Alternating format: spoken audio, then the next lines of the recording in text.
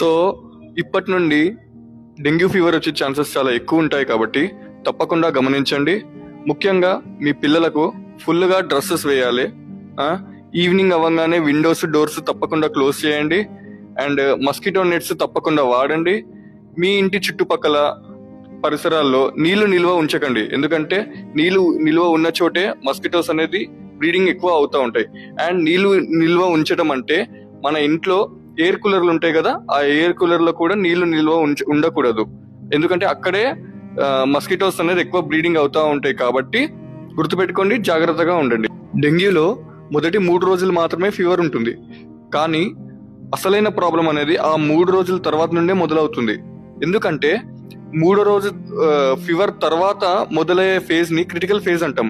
ఈ critical phase లో మనకు జరిగేది ఏంటంటే ప్లేట్లెట్స్ అనేది ర్యాపిడ్ గా పడిపోతా ఉంటాయి. ఎప్పటి వరకు? 4, 5, 6, 7 ఈ 4 రోజులు ప్లేట్లెట్స్ ర్యాపిడ్ గా ఫాలో అవుతా ఉంటాయి. సో అందుకే మనం దీన్ని క్రిటికల్ ఫేజ్ అని అంటాము. ఈ ఫేజ్ లోనే మనకు కడుపు నొప్పి రావడం, వామిటింగ్స్ రావడం, వీక్నెస్ ఉండడం, రెస్ట్లెస్నెస్ ఉండడం, ప్లేట్లెట్స్ చాలా తగ్గిపోతే గమ్స్ లో నుంచి గమ్స్ ఉంటాయి కదా, గమ్స్ లో నుంచి బ్లీడింగ్ అవ్వడం, స్కిన్ పైన చిన్న చిన్నగా పెటికల్ హిమరేజెస్ అవ్వడం, ఇవన్నీ సిమ్టమ్స్ జరుగుతూ ఉంటాయి.